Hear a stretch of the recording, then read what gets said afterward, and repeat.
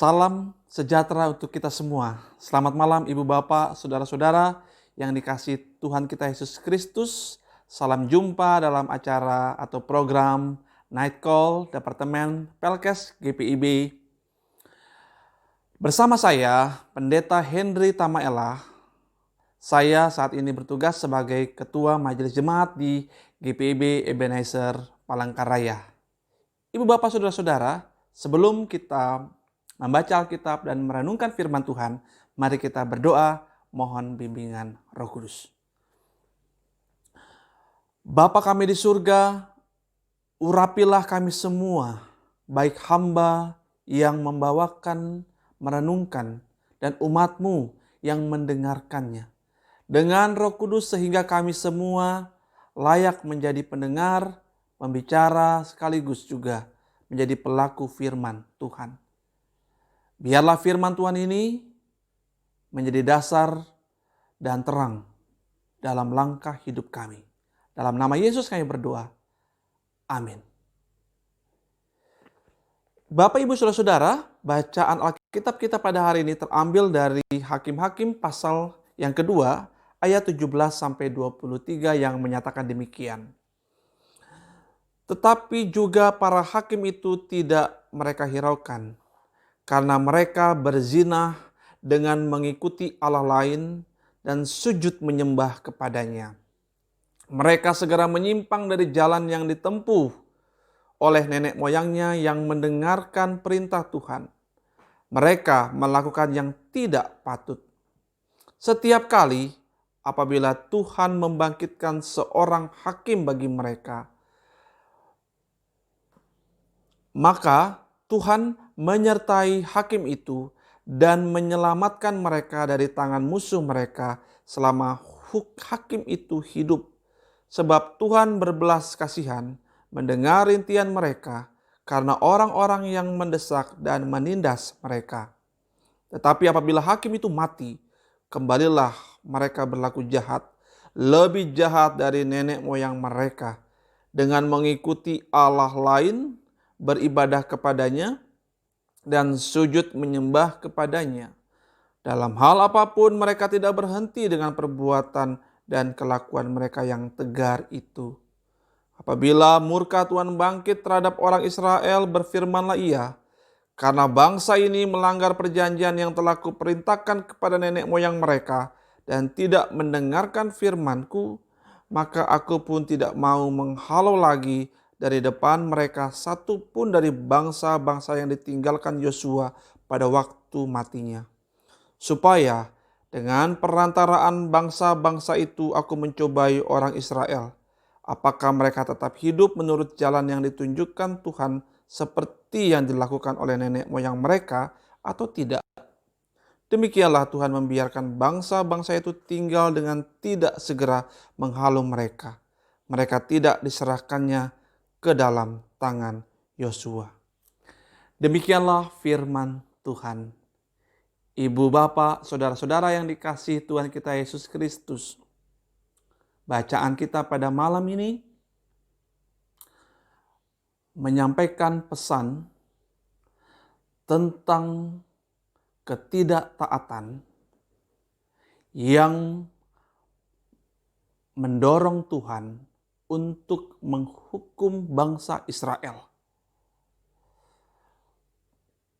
Adapun hukuman Tuhan kepada bangsa Israel adalah Tuhan menjadikan bangsa-bangsa yang ada di tanah Kanaan yang pada masa Yosua tidak dihabiskannya atau tidak dihancurkan, atau bangsa-bangsa yang tersisa di Kanaan untuk menjadi musuh bagi bangsa Israel. Bangsa Israel yang hidup pada saat itu adalah bangsa angkatan yang kemudian setelah Yosua dan generasinya meninggal. Penindasan yang dialami oleh umat Israel membuat Israel merintih dan bergumul. Lalu Tuhan mendengar dan dengan belas kasihan Tuhan menghadirkan para hakim untuk menyelamatkan bangsa Israel. Ibu bapak saudara-saudara, yang menarik dari kitab Hakim-Hakim ini, bahwa peristiwa itu terus terjadi berulang-ulang. Seperti siklus yang tidak pernah berhenti. Hari ini mereka bertobat, besok mereka kembali melakukan perbuatan yang jahat.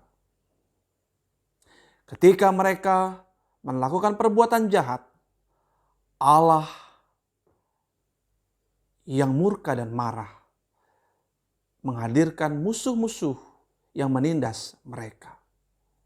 Lalu kemudian mereka berteriak kepada Allah, dan Allah yang mengingat kasih perjanjiannya kembali dengan belas kasihan menghadirkan para hakim. Dan terus menerus kejadian ini berulang-ulang. Pertanyaan untuk kita renungkan kemudian adalah, mengapa Allah membiarkan mereka melakukan atau mendapatkan pengalaman yang berulang-ulang? Bahkan bagi Allah sendiri, mengapa Allah membiarkan bangsa Israel harus mengalami peristiwa yang berulang-ulang? Ketegar-tegukan mereka, kekeras kepala mereka, bahkan ketidaktaatan yang terus-menerus terjadi. Mengapa Allah juga tetap mau dengan penuh belas kasihan juga menghadirkan hakim atau tanda bahwa Allah mau menyelamatkan umatnya. Kalau kita membaca di ayat yang ke-22, ternyata Allah memiliki maksud dari semua itu. Peristiwa yang berulang-ulang, peristiwa yang terjadi setiap saat,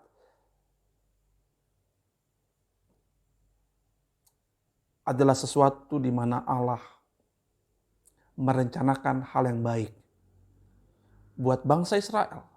Bahwa kelak bangsa Israel pasti akan menemukan jalan yang telah Tuhan tentukan.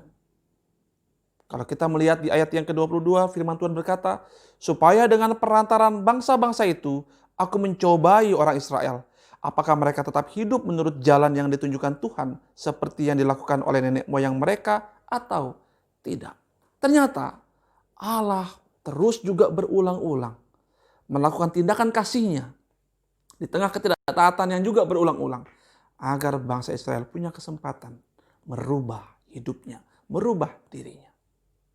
Ibu bapak, saudara-saudara, masih ingatkah kita 2 bulan yang lalu di saat pandemi mulai merebak? Kita semua dipaksa untuk mengungkung diri kita di rumah, seolah-olah kita dipaksa untuk tidak bisa berbuat apa-apa. Keluar dilarang. Keluar adalah sesuatu yang menakutkan karena COVID-19 yang begitu mudah menular. Tetapi kalau kita berdiri sampai hari ini, saya percaya ibu bapak, saudara-saudara, sekarang ini sudah banyak memiliki pengalaman yang baru. Walaupun selama 2 bulan ini kita lebih banyak di rumah. Siapa yang tidak menyangka? Dulunya tidak bisa memasak, sekarang di rumah bisa memasak. Siapa yang tidak menyangka? Dulunya tidak pernah peduli terhadap pendidikan anak. Tapi ketika di rumah, kita mulai harus peduli untuk mendidik anak kita dan mengajar anak kita. Siapa yang tidak menyangka? Ketika dulu kita tidak pernah berkreasi, menciptakan video-video, rekaman-rekaman lewat aplikasi. Sekarang ada banyak orang dewasa yang senang ber-TikTok ria, yang senang merekam video secara kreatif, atau melakukan kegiatan-kegiatan virtual.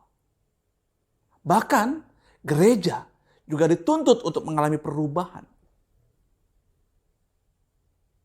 Ibu bapak, saudara-saudara, pola yang berulang-ulang, pola yang terasa rutin tetapi menjenuhkan, sebenarnya adalah peluang untuk kita melakukan apa yang saya kutip dari seorang pendeta di Amerika. Dia menggunakan istilah yang namanya meta thinking. Di saat kita terjebak pada ulang-ulang, Pikiran kita harus berjuang untuk berpikir di luar dari kebiasaan berpikir. Dan meta thinking inilah yang mendorong kita untuk menemukan makna di tengah-tengah kondisi dan situasi yang terasa jenuh, yang setiap hari berulang-ulang, tetapi meta thinking atau berpikir di luar dari kebiasaan berpikir kita mendorong kita untuk memaknai hidup yang rutin ini menjadi lebih bermakna. Memang di tengah pandemi ini, saudara-saudara, mungkin Bapak Ibu dan saya merasa jenuh karena tidak pernah selesai. Kapan pandemi ini selesai? Mungkin saatnya kita tidak perlu bertanya kapan pandemi ini selesai. Saatnya kita boleh mengisi ruang-ruang rutinitas kita, kejenuhan kita, dengan berpikir di luar dari kebiasaan berpikir, meta thinking, dan mempersilahkan Allah dengan kasih-Nya mendorong kita menjadi lebih kreatif, menjadi lebih bermakna bagi keluarga kita, bagi gereja kita, bagi masyarakat kita. Tuhan Yesus memberkati kita semua. Amin. Mari kita berdoa. Segala puji dan syukur atas kasih setiamu ya Tuhan. Engkau dengan kasih-Mu selalu mempersilahkan kami untuk menemukan makna yang baru di tengah rutinitas yang terkadang menjenuhkan, menjemukan. Hal-hal yang terjadi, kami percaya tidak pernah lepas dari kendali Tuhan. Tuhan punya rencana yang indah buat kami. Demikian juga hamba berdoa dan kami semua berdoa untuk mereka yang saat ini masih terbaring di rumah sakit, di ruang-ruang isolasi. Kami juga berdoa untuk rutinitas pekerjaan yang dilakukan oleh dokter, perawat, tenaga kesehatan yang berjuang untuk melawan COVID-19 dimanapun berada. Kami berdoa untuk anak-anak Tuhan yang ada di desa, di pedalaman, yang juga berjuang untuk mempertahankan hidupnya di tengah-tengah rutinitas dan juga tekanan hidupnya.